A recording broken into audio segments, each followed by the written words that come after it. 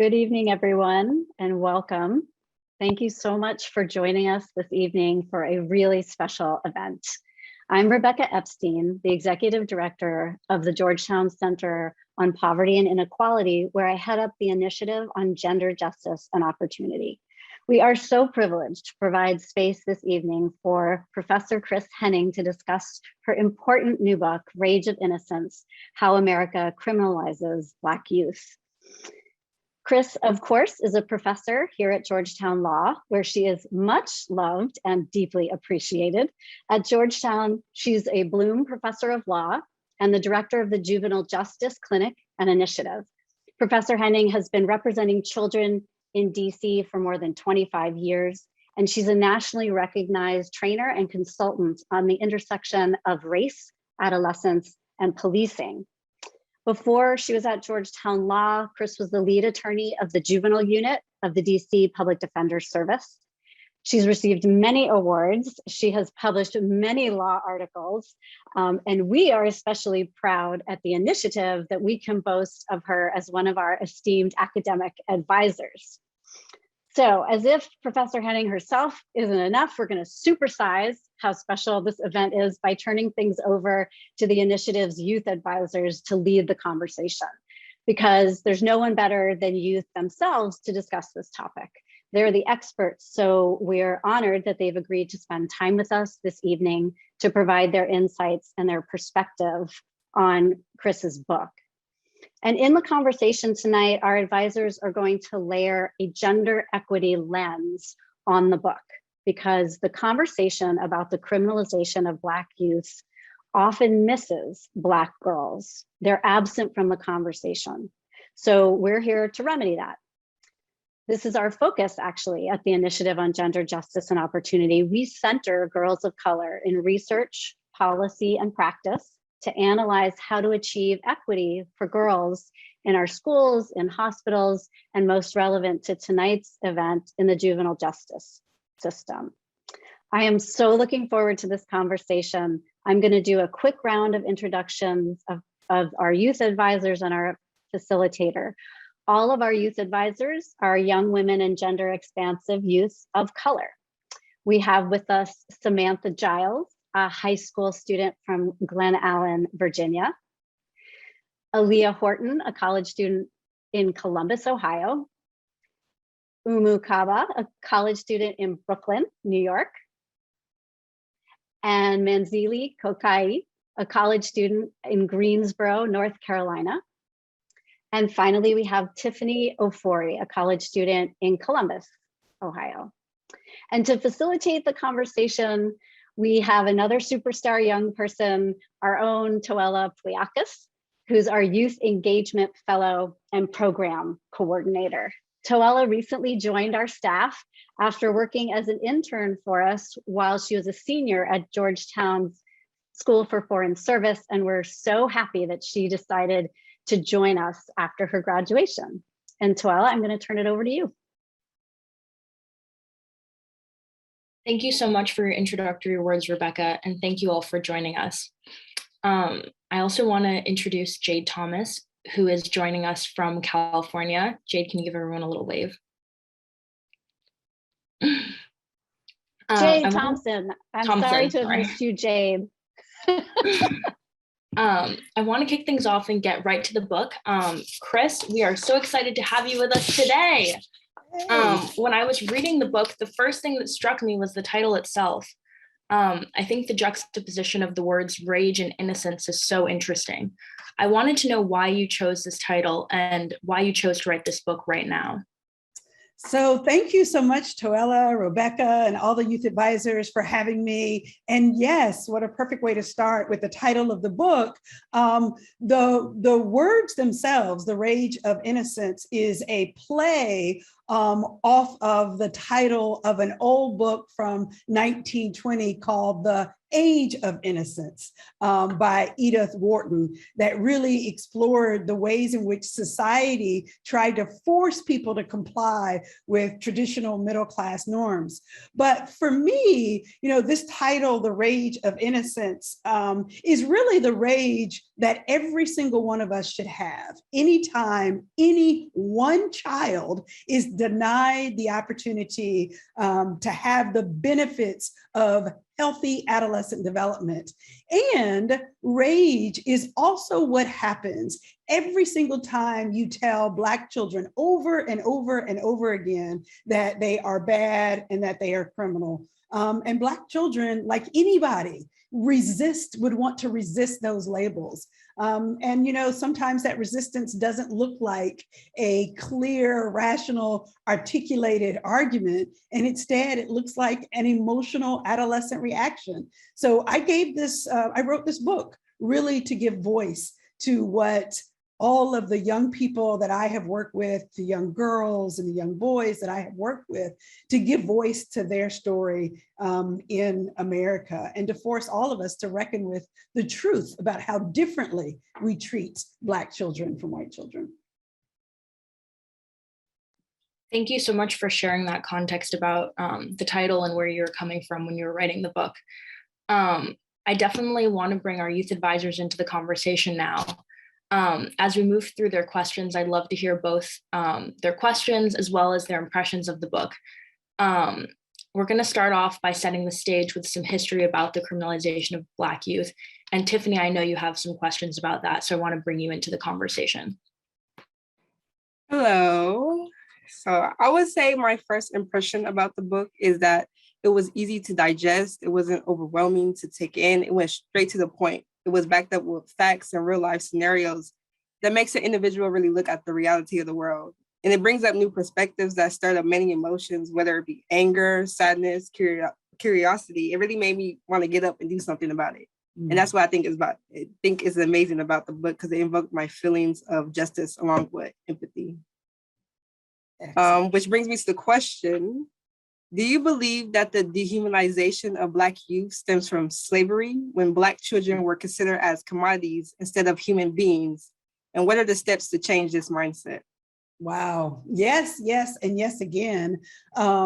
Absolutely. I think that I think we're clear that America has a long history of failing to treat Black children as children. So in the era of slavery, Black children were considered the property of the purported master, right? And Black women and Black girls in particular were used and abused to reproduce Black bodies for the slave trade. And then that history continues into the civil rights era with Emmett Till, who's lynched at the age of 14, really as a symbolic statement that America would not tolerate integration. And then we move forward in history in the 80s and the 90s, when there was a temporary uptick or increase in crime, and politicians exploited Black children as the primary target of the war on drugs for their own political gain. And here's what's important: to justify all of those atrocities from slavery up through the 90s, America had to really demonize Black children as a threat, or paint them as a threat to Americans' society. So there was the story constructed of Black children as dangerous and violent. And that is the narrative that lives on today, right? That continues today in the dehumanization of Black children. And so changing this narrative, I think, really requires us to do what we're doing right here today, which is having honest conversations about the history and about the truth. And it requires every single one of us as individuals to do the work that we need to do to understand that Black children, Black girls are children too, and need all of the protection and support that we would give to white children. That was a great response. I also feel like the Black culture is really seen as marketable in the media. So they use the culture in order to spice up their products, but children can never be, themselves and show their innocence. Yeah. Which my second question is, will you tell us a little bit more about how incarcerating Black girls is uniquely harmful? Yeah, so you know what? I always start by saying that incarcerating children is one of the worst things that we can possibly do during adolescent development. We're ripping children from schools, from families, and from their support system at a time when they need that most. And we're exposing them to physical and mental harms in facilities. And this is even more true, Tiffany, you know, this like with girls, with Black girls who are significantly more likely to be incarcerated than white girls. So Black girls who are incarcerated are at increased risk of sexual assault. And even when they are not the victim of a sexual assault in a facility, just being in close proximity to and interacting with male guards creates triggers of past traumas. There are very few mental health resources in prison and youth detention facilities that are uniquely targeted to girls and girls-related traumas. There are, inadequate supplies for basic feminine hygiene. There's a lack of adequate hair care, which has an extraordinary impact on, a girl's self-esteem. I certainly can speak for myself. And, even when there are a few rehabilitative services available to all youth in detention facilities and long-term facilities, things like vocational, educational, and even religious services, those services tend to be under-resourced or just not enough, not available enough for girls, right? Either because there's not enough staff or not enough funding specifically for girls. So they just get left out. I feel like it's quite scary that, as a female and I have a risk of being dehumanized anywhere I go. Yes. It's like, and then the process of me going there in prisons, and it's just like you said, it's underfunded, that they're not going to really try to make sure I'm good or rehab. I really find that interesting. Yeah, it's painful. It is scary. It's very, very scary to think that you could be the person who the girl who ends up in detention. And even just all the ways you talked about just being exploited in the media, right? In advertising, and in the criminal legal system in particular for the gain of others, so. Mm-hmm. Thank you so much for kicking off the conversation, Tiffany. I just want to quickly note, I see some people raising their hands with the Zoom function. Feel free to put any questions that you have in the chat, and we'll be sure to get to as many questions as we can during the Q&A portion. I know Samantha had some questions about how the history that you laid out for us in the beginning is impacting Black youth in the present. Samantha, I want to invite you to unmute yourself and join the conversation. I think what spoke to me most about the book was how much I could relate to it. Because of state-mandated curriculum, I haven't been able and allowed to read text and books by Black women talking about Black issues going on in the Black community. And I think this book did an amazing job putting my experiences into words on a text that I can actually read. And that leads me to my first question, which is, how does the stereotype of the angry Black woman contribute to Black identity development in Black girls? Wow. Another phenomenal question. So this trope of the angry Black woman persists today. And so the message from society is that Black children and Black girls in particular are not supposed to assert themselves. They're not supposed to speak out for themselves and their rights. And if Black girls in particular don't conform to those traditional notions of, really, to be quite frank, what we see as white femininity, then they are, for example, if they're not quiet, if they're not polite, if they're not demure, then they're considered angry. They are criminalized.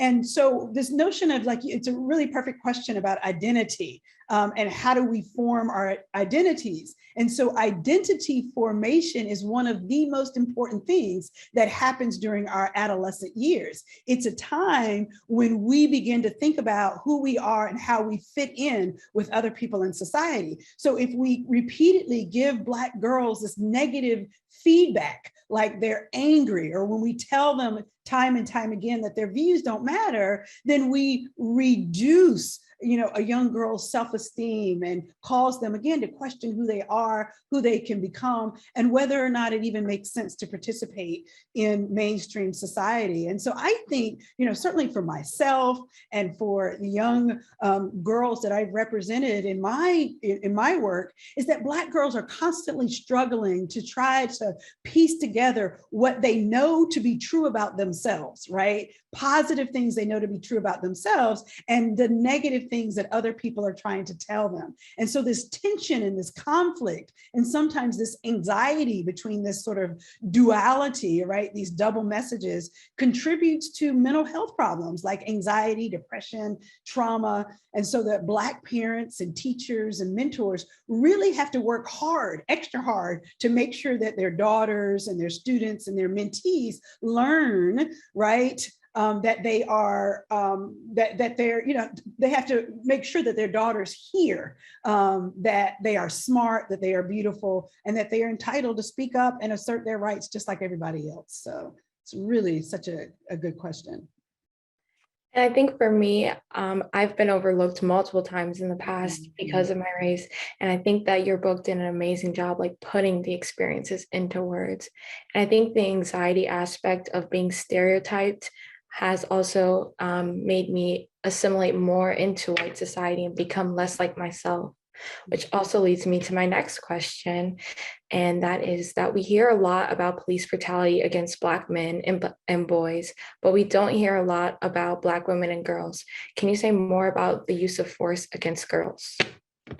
Yeah, so, I think it is true that we don't hear nearly enough about brutality and use of force against Black girls, but I do think that the media and the public is really beginning to look up and take notice. And I feel like folks really began to draw attention to the use of force against Black girls when Shakira Murphy was yanked from her seat in South Carolina. Folks remember that when she was playing on her phone. For me, that was one of the first times I really remembered a lot of media attention around that. And then I think since then, some of you may remember the girls at the Texas pool party. You remember that? The girls were at the party in their bathing suits and got slammed to the ground by the police officers. And the 9-year-old, y'all remember the 9-year-old who was pepper sprayed by the police in Brooklyn, in Rochester, I'm sorry, in Rochester.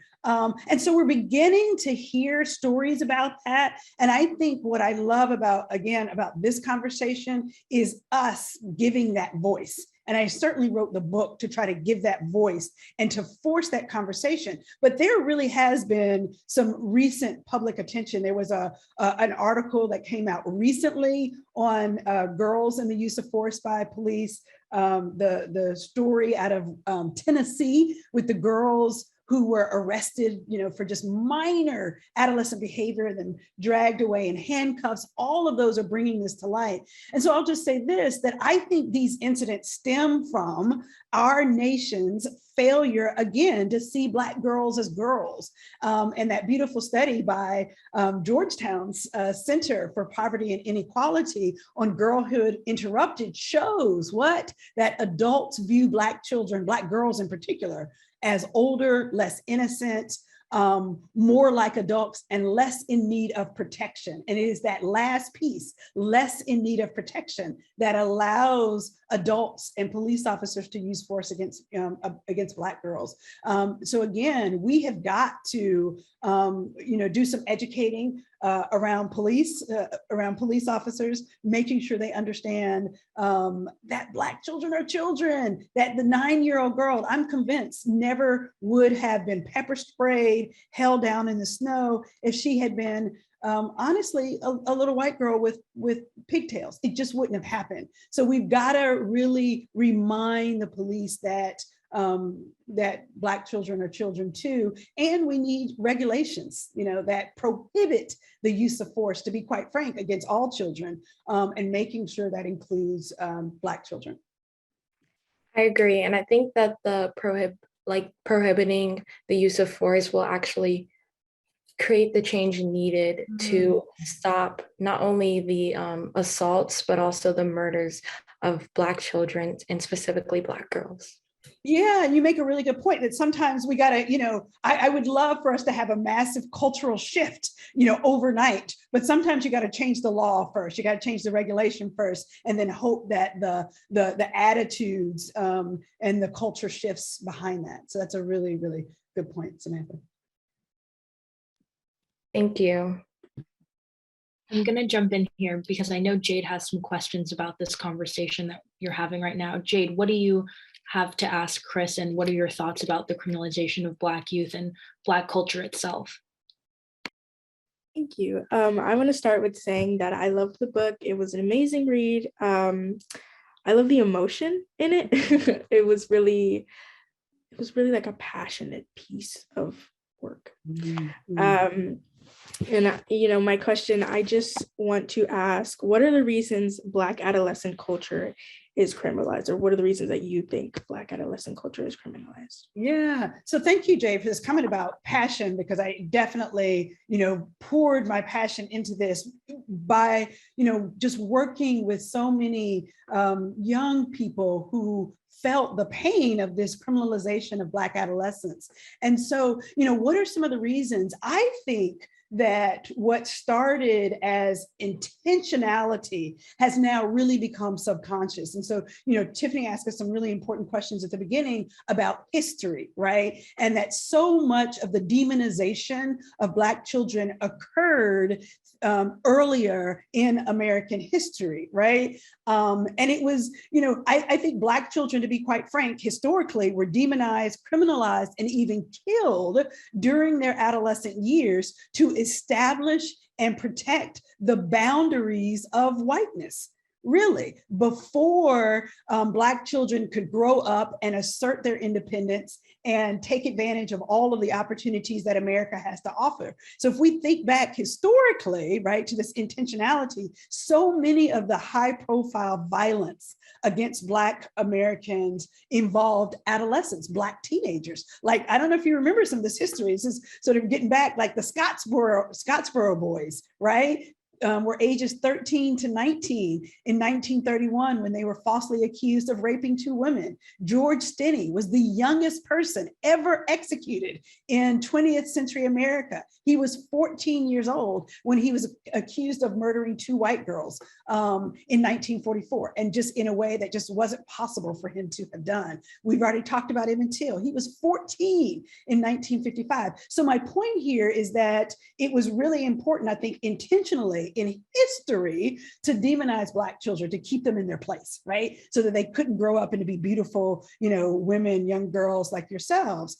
But then, as we continue to advance or repeat those narratives about the dangerousness of Black children, that becomes embedded in the American psyche, and it lives in the American psyche as a subconscious reality, so that so many people, right, are afraid of Black children, Black boys, Black girls, right, today. And I got to tell you, that includes even people who think that they fully embrace racial equality are still afraid of Black children, right? So if they walk through a park and they see a group of white children laughing and frolicking, it's okay. They walk through, a park in the city where Black and brown children are, they're afraid of Black children. And so it's really frightening for us. Yeah, I completely agree. It's frightening and it's sad. Like the fact that we have to live in a world like this today. I mean, come on, it's been so long and it still hasn't changed. It's kind of getting worse. Like that really doesn't make any sense. But that does lead me to my next question about trauma. So you also talk about the traumas that Black children experience, not just through their own encounters with police, but also when they witness police violence and aggression. You write about your client Malik, who was arrested when he was with his girlfriend. Can you tell us about the direct and vicarious traumas Black girls experience in relation to the police?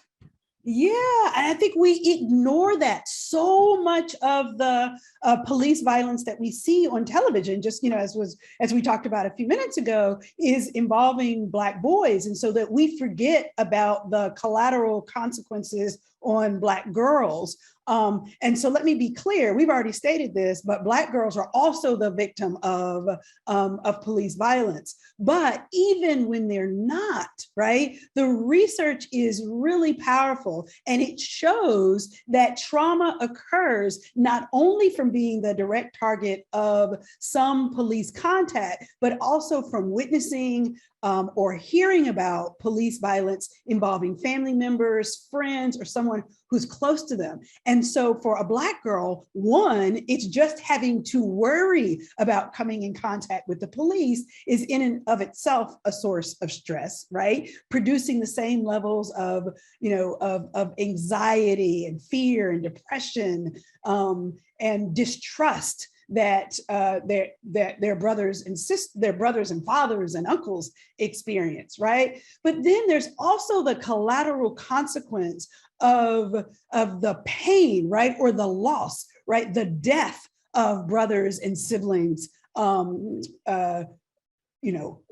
uncles and fathers being ripped from the home and ripped from the community as a result of police violence and as a result of the over-policing and hyper-surveillance of the police in Black communities. So we can't forget what that means, what the impact of that loss is, right?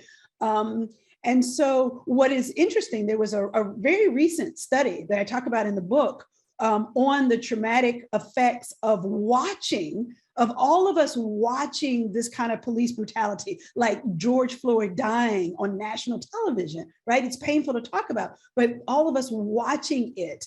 And what that research showed was that the trauma was real, as if the people were there themselves. But here's what's important. Girls in the study reported even higher levels of trauma from watching those events online than the boys did. So it's really important for us to think about. So I think your question is just beautiful. We have to recognize the trauma that all Black children experience, but especially Black girls, when we think about the over-policing and hyper-criminalization of Black children in our country.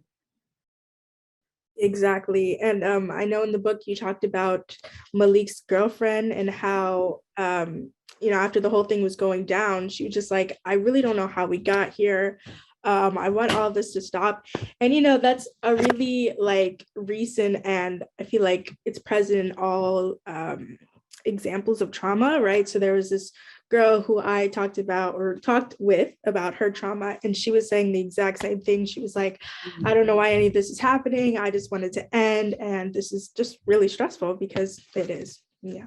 It really is. And so I love Jade. I mean, so it's us telling those stories, and Jade and, all of you, Samantha, Tiffany, Leah, everybody telling these stories so that we get the word out there. And so in the book, I try to weave together as many stories as I can possibly tell, including Malik's girlfriend, who watched Malik literally from the police went from 0 to 100 in a matter of seconds because they wanted him to take off his hat in a metro, and it became a full-on physical assault in which they had him pinned to the escalator. And Malik's girlfriend had to watch that, and she testified in trial in a court hearing that we had, and she said exactly what you said, Jade. Like, we went from 0 to 100, and she told the judge, I have no idea how we got there. And it's just painful to watch. And it's hard to talk about these issues without passion,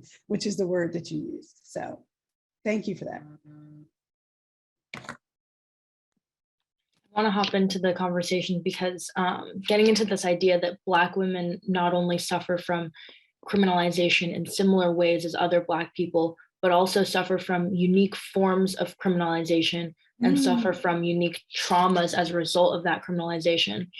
I know Leah has some questions about this, so I want to bring in Leah from Columbus, Ohio, into the conversation.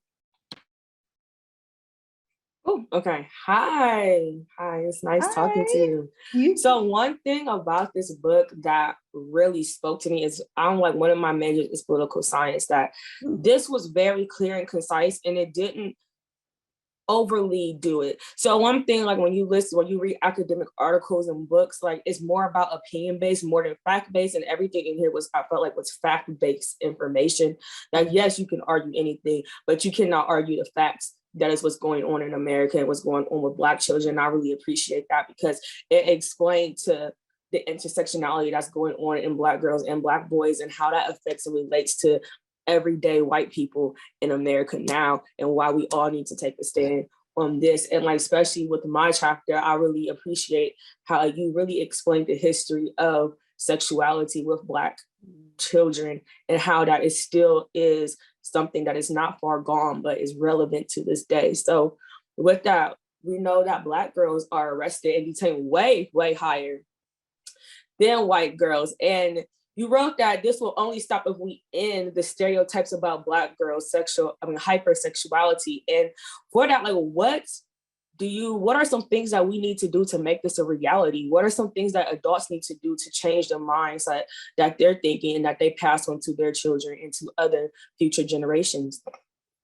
Yeah, so I mean, we have to start by, again, I'm going to keep coming back to this point about the history and owning the truth of our history and the ways in which we have hypersexualized Black children, Black boys, and Black girls, right? With the Jezebel myth, we all, have heard it, right? And it still persists, even in the contemporary study, Georgetown's Center on Poverty and Inequality that's hosting this program talked about the ways in which Black girls or adults perceive Black girls as to be more knowledgeable about sexuality. But that started way back in the era of slavery, right? Because America needed Black girls to be hypersexual in order to justify raping them to produce more Black bodies to sustain the industry of slavery. So one, I can't say it enough. We have to grapple with that reality. And then beyond that, we've got to be thoughtful about the ways in which we perpetuate that myth of hypersexuality today. So one of the ways in which it's perpetuated today is through dress codes, right? School dress codes involving girls. And the ways in which Black girls are uniquely and specifically targeted as being sexually promiscuous, or their clothing is purportedly too tight, things of that nature.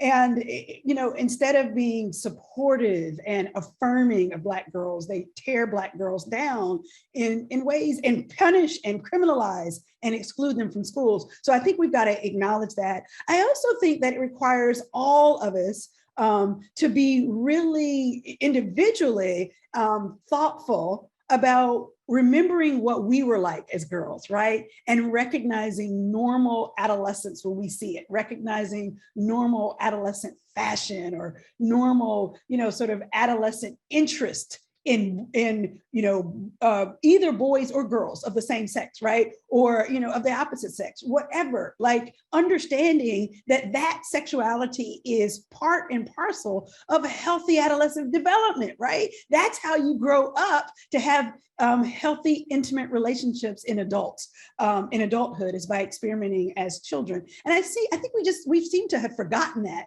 And so we demonize Black girls as somehow, erotic and, promiscuous, instead of just being healthy adolescents who are exploring their sexuality like all of us did. And I think that's very good to go off of in like the statement that you made, because I think every time we talk about Black issues and the systematic oppression that happens in the Black community, it always stems back to slavery. And even though our history doesn't start with slavery, right, but the issues that we have right now do stem back to slavery. And I think like even challenging the Black community to see that we have to change the way our tone of voice is. And we try to educate and say, well, white people need to educate this, and they need to educate, they need to know about that. But still, we subconsciously, we unconsciously do the same thing to Black girls that white people are doing to us. So then you go to school and you're like, why is she wearing this? Why she's wearing that? Because she's a little bit more developed than her white counterparts. Yes. Like, she's 12 years old. What are you talking about? She doesn't need to wear booty shorts. She's a 12-year-old girl. So doing that, I really appreciate the comments of that, because it just made me think that we have to hold the same accountability to the Black community as we do the white community, because we need to have change within our own system and community.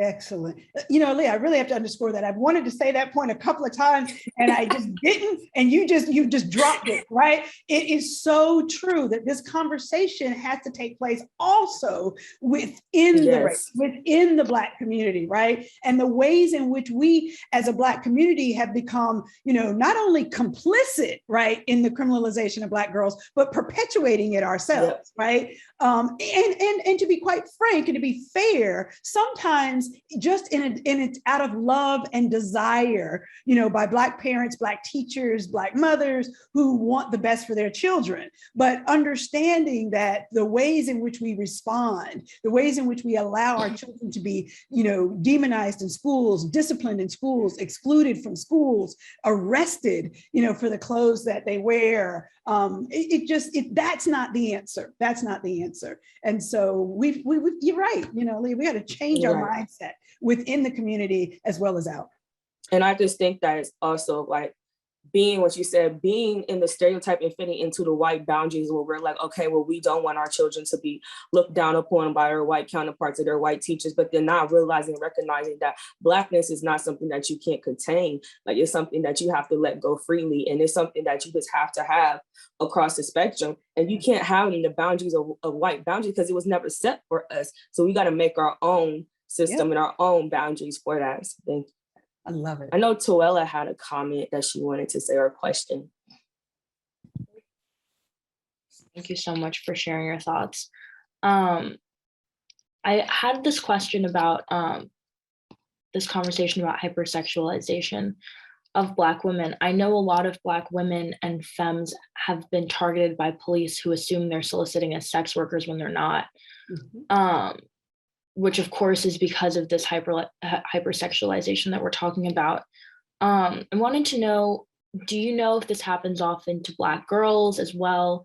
Do we have any statistics about this or studies on this subject, or have you come across this in your work at all? About, just say the question one more time. What's the statistics on the hypersexualization or? About police officers mistaking Black women who are just walking around as sex workers when they're not. Oh, that's so interesting. You know, and I don't, Toella. I'm so, you know, I love that you introduced this into the conversation, and I don't cover that uniquely, this question of mistaking girls as sex workers. But I mean, I would not at all be surprised by that. And I mean, I can tell you what I do talk about in the book, and some of you may have read this, which is the story of my client who I call Mia in the book. And Mia was a 16-year-old girl that we represented a few years ago. Mia was arrested when she was found in the closet of an allegedly abandoned apartment. The police officers believed that she had helped her boyfriend and his friends to break into and steal from some of the apartments nearby.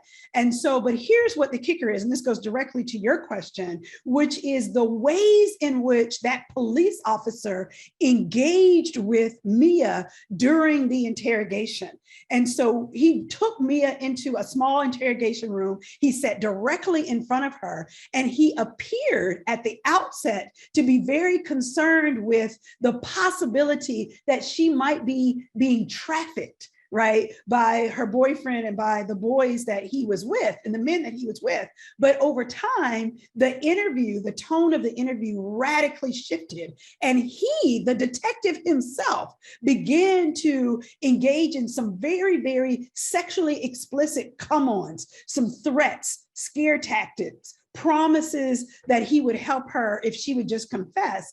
And so while he at the beginning assumed or feared that she was being sexually trafficked, he began to take advantage of her in order to get what he wanted, using the exact same ploys that a pimp, for lack of better words, would use to manipulate a girl. And so, you know, my response to you is that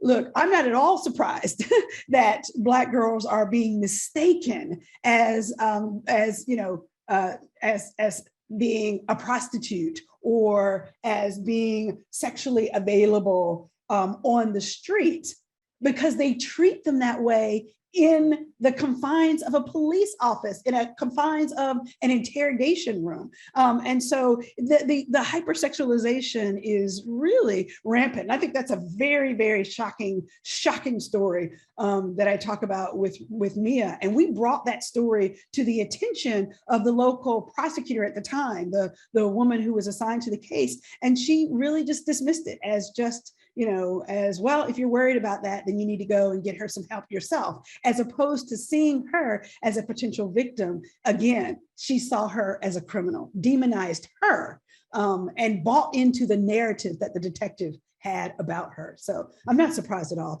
Toella. It's really good.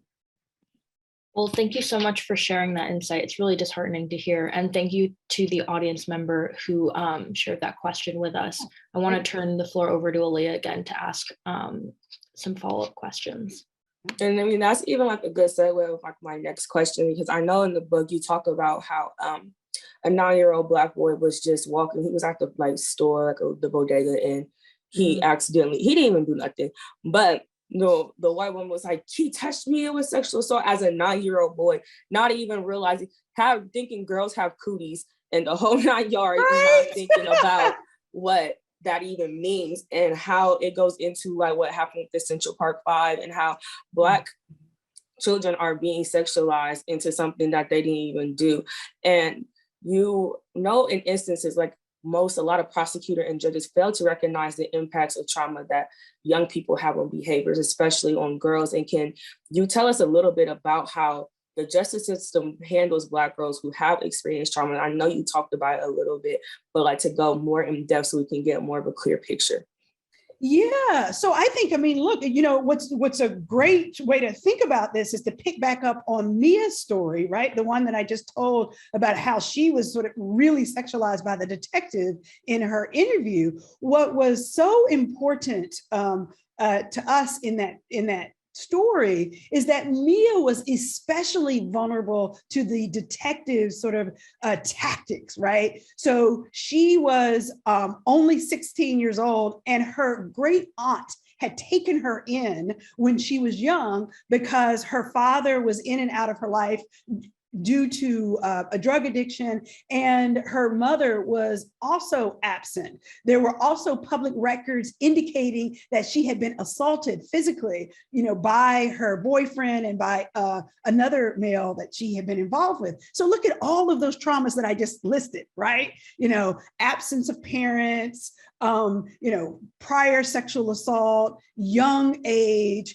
And literally the system, what did the system do? The police officer exploited that to his advantage instead of treating that, right? When we brought it to the prosecutor's attention, she dismissed it and did nothing to address the trauma. And I think that's really representative of what we see, is that the system, again, is not equipped, nor has the resources or the desire to provide sort of trauma-informed services that are uniquely needed by Black girls. I can tell you another story in the book is about Nisi Fennell.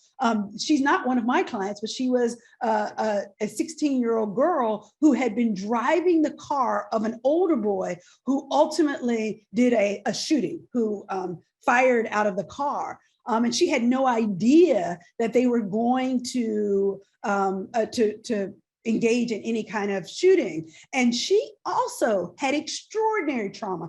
Everyone in the system knew she had trauma. Trauma from a father who had been abusive to her mother.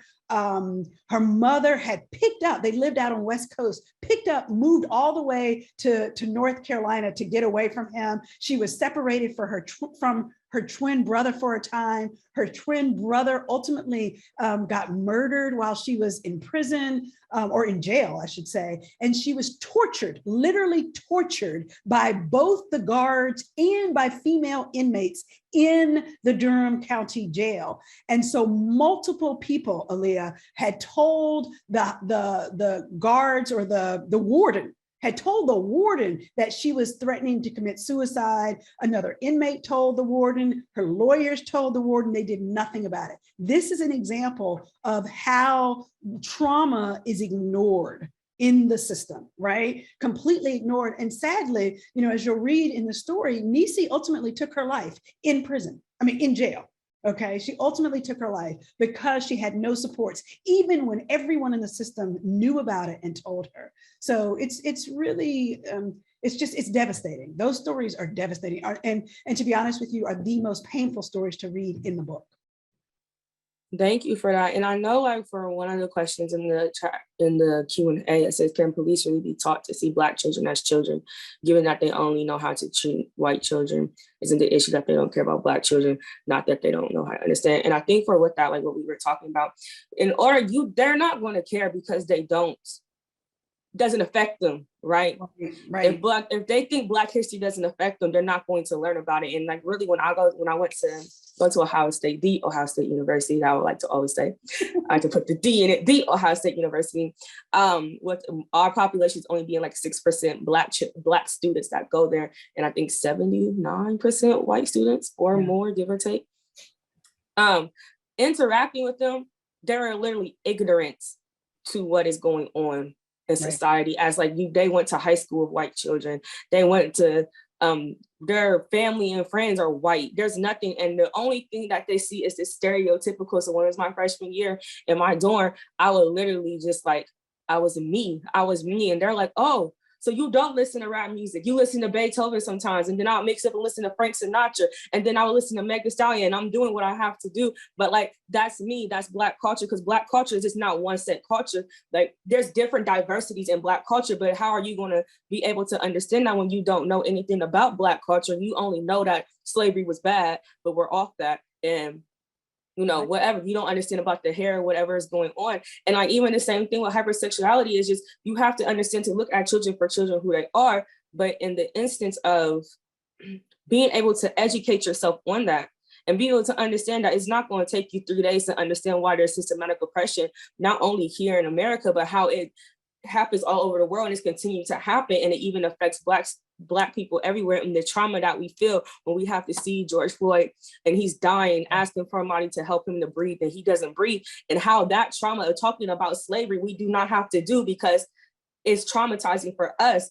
And being able to take that first step to educate ourselves, not always having to explain why we feel the way we feel, not having to explain that this is the reason why people are in the projects, why the Black girl right there has booty shorts on, because that's all her mama could afford, and that was her big sisters.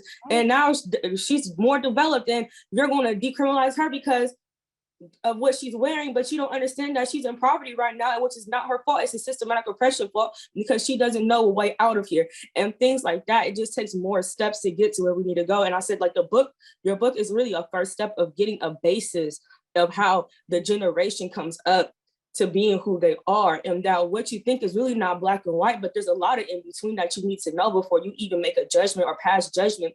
When you see a little boy doing something, or you see something, or you're around a lot of Black youth, and you're scared, and you're a Black person yourself, how does that even work? Right. And things like that. So that's all I want to say and address that question. And you're going to write the next book. So I want you to know that I'm coming back, right? And we're going to be doing your book on this one. After all of you have stories to tell, Leah, with such passion and with such fire, and everything that you're saying is right? It shouldn't be on us to constantly educate everybody else. It's everybody's responsibility to understand and to get close to and proximate with and really understand the beauty of Blackness, right? And the beauty of Black girls in particular. So just thank you for your fire and passion. Just thank you. And thank you so much for taking the initiative to educate more races in our culture and being able to have that discussion and having a safe space and being clear and concise of what you do. And I really appreciate that and honor that. Thank you. Thank you so much for your comments, Leah. They're very, very well appreciated.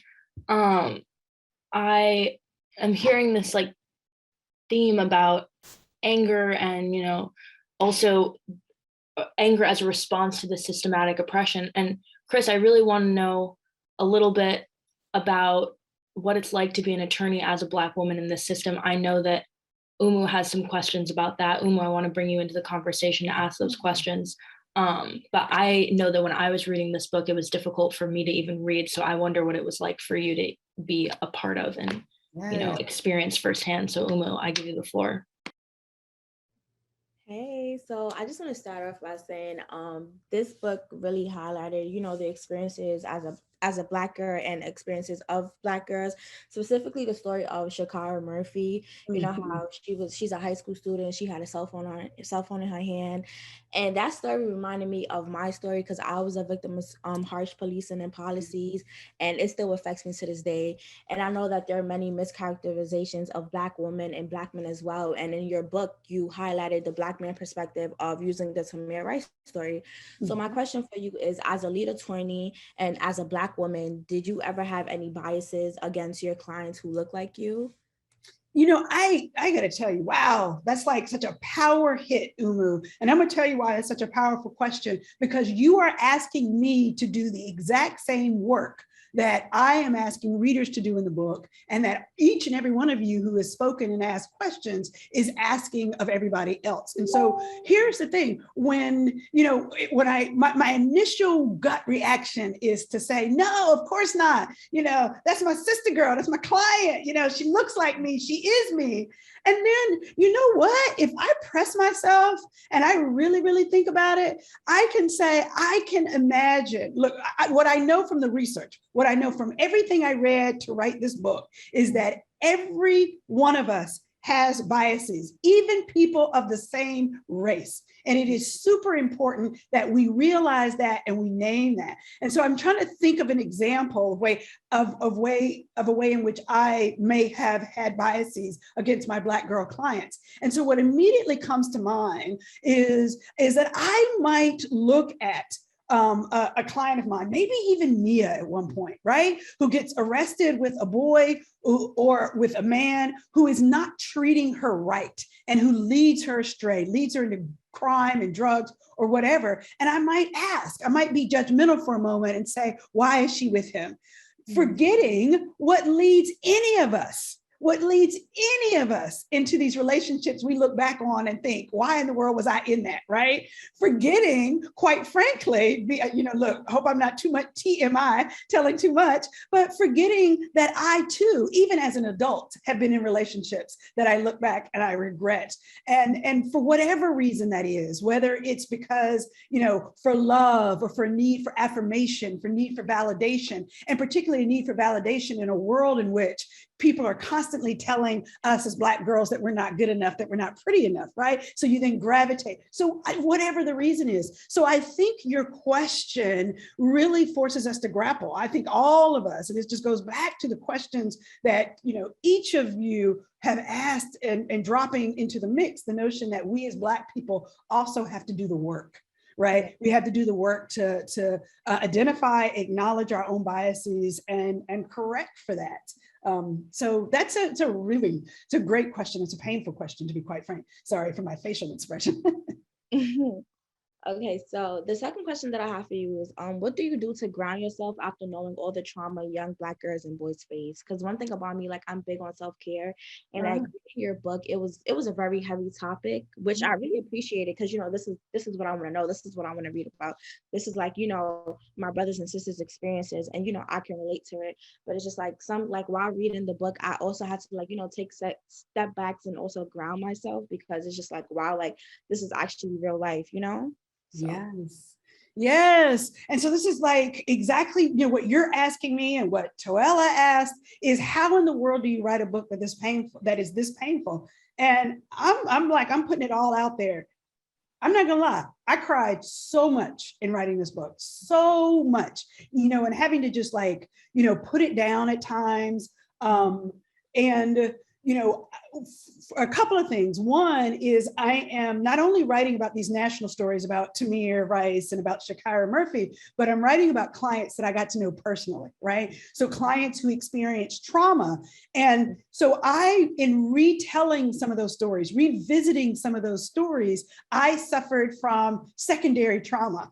And I'm thinking to myself, if I've got secondary trauma, imagine how just much more painful it was for them. But I didn't anticipate how painful it would be to go back and revisit those stories. So one, that was painful, just sharing, shedding tears about my own clients.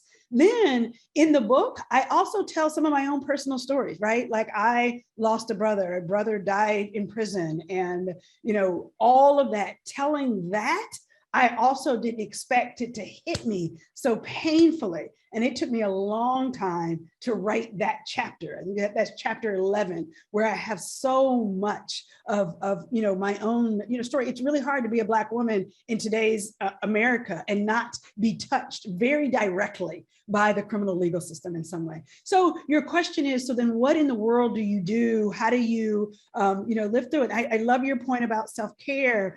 And what I gravitate to is a couple of things, is faith and hope.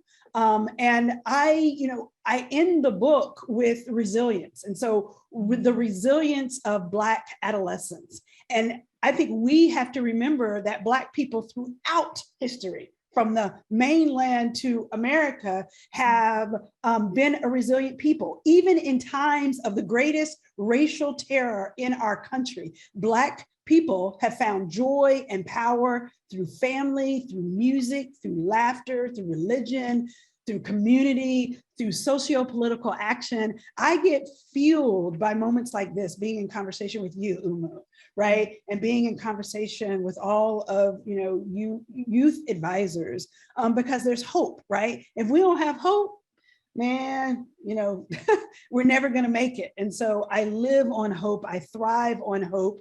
And I, just to thrive on the reality of resilience among the young people that I work with. So I love that you talk about self-care. Also, I love how you ended the book with a resilient, because I feel like, oftentimes when people hear about Black trauma, they think of it like, sad and stuff. It's just like, there's hope, like a trauma could be like, yeah, it's trauma, but it also could be like good trauma as well. And I feel like people, they don't really think of it that way and stuff. That's right. I mean, you think about like Black Lives Matter and all of the youth activism, and like that's in part because of the trauma. We will not stand for it, and trauma pushes us to action, right? And it's the trauma of watching George Floyd killed on national television that pushed so many people out. So that's in some ways what you're talking about, the good trauma, the trauma that forces us into action. So I love that. I love that. Thank you. Thank you, Uma. I also love that at the end of your book, you gave us some hope for what's inspiring you in the world of juvenile justice reform. And I want to close out this conversation with youth advisors before we move on to Q&A with Manzili's questions about some paths forward for the juvenile justice system. Yes. Hi, I just want to say that what I loved the most about your book was the way that you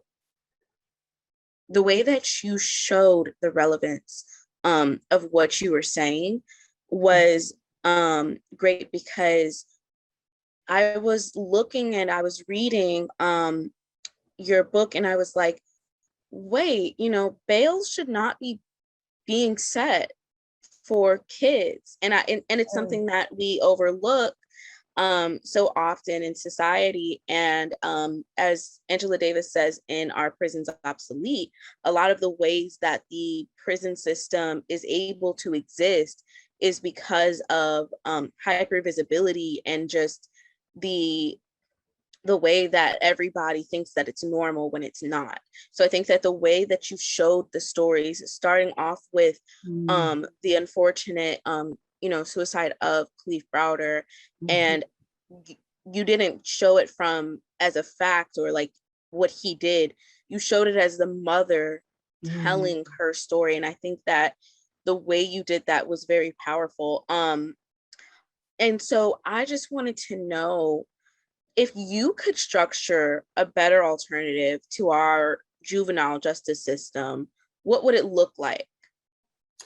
So that's the question, right? That's a great question, Manzili. And I think, the answer has to start with, it would be a whole lot smaller, right? It would be a smaller, more just and equitable system. And so when I talk about being a smaller system, I'm talking about the need to radically reduce the footprint of police in the lives of all children, and particularly Black children, right? Reducing the number of Black children who are referred to the juvenile and criminal legal system. And it's really important, we haven't said this today, but that somewhere 80 to 90% of all children who are in the juvenile legal system are there for nonviolent, low-level offenses, right? So we need to be quite frank, it's gonna sound radical, we need to remove all of that, from the juvenile legal system and leave this system that's small and nuanced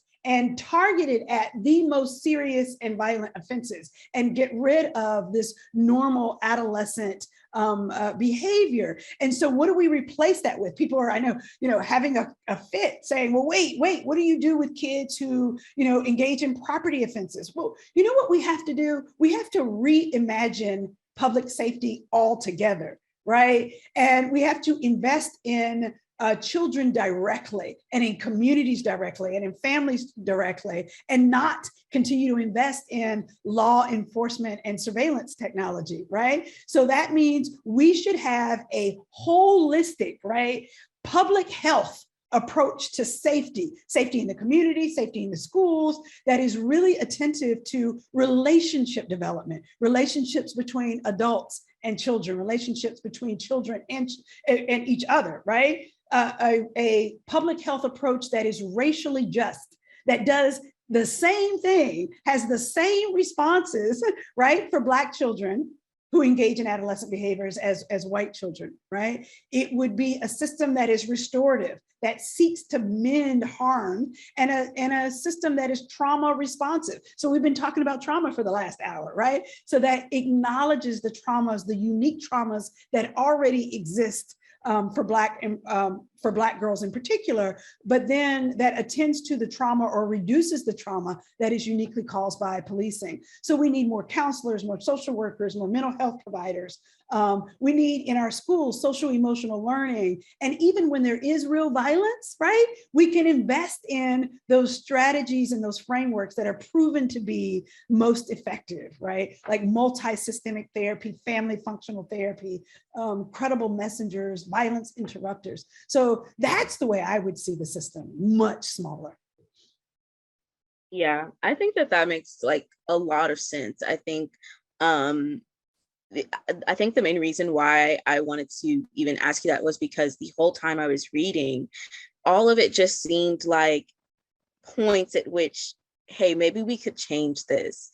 Every single issue that was brought up seemed as though it was saying, maybe we don't need to do this. Maybe we don't need to put kids on house arrest. Maybe we don't need to separate them from their families. And, just the whole point about them being separated from their families, or their families having to choose between them living with them or being able to stay in housing. All of that, I think so much is broad and, like you said, just way too overreaching. So yeah, I definitely agree. And then I guess like leading into that, or because of that, at the end of your book, you write about youth activism. What are Black girls doing to lead the fight for change? Let me just say, Black girls are amazing. Black girl magic is real. And that's what I call chapter 12, the last chapter of the book, Black boy joy and Black girl magic, the resilience of Black adolescents. And that's what it's all about. And, just as you asked, Manzili, I definitely, as you stated, I talk about youth activism. And I say from the outset, if you want to make this world a better place for Black girls and Black boys, then you start by asking them, giving them a seat at the table and hearing their voice and meaningfully implementing their ideas. And for Black girls and Black boys who are not invited to the table, speak up and speak out. And that's exactly what we are seeing all across the country. One of my sheroes is Naya Kinney, right? Who stood up. Who stood up and filmed when her classmate Shakira Murphy was being yanked out of that seat, right? And to watch that, like to this day, I still shed tears, watching that. But she had the courage, and I ask, all of us, would we have the courage in that moment to stand up? And she risked not only getting, reprimanded, she could have been physically assaulted by the officer herself. She ended up, getting arrested, dragged off, and because of her age, she ended up spending, several hours at an adult jail, right? Waiting for to get released as a result of just filming a child, a classmate who was being assaulted. So she's one of my sheroes, right? Another one of my sheroes is Vivian Anderson, right? Who dropped everything and moved to South Carolina to advocate for Black girls who were experiencing what Shakira and Naya was experiencing, and ultimately started Every Black Girl. Right here in my own city in Washington, D.C., we have the wonderful, wonderful, Black Swan Academy led by Samantha Davis. And they've been at the forefront of the police free schools movement, and just released a report yesterday called Blackout for Black Power, the 2021 Black Youth Agenda. And so I gotta say, this Black girls today, they're speaking out on a range of issues, from policing to homelessness to racial disparity to LGBTQI inclusion, right? There's so many issues, and Black girls are at the forefront. So, hats off, mad applause to all of you. I wish I had been, as vocal and dynamic and as wonderful as I see you and your generation being. So.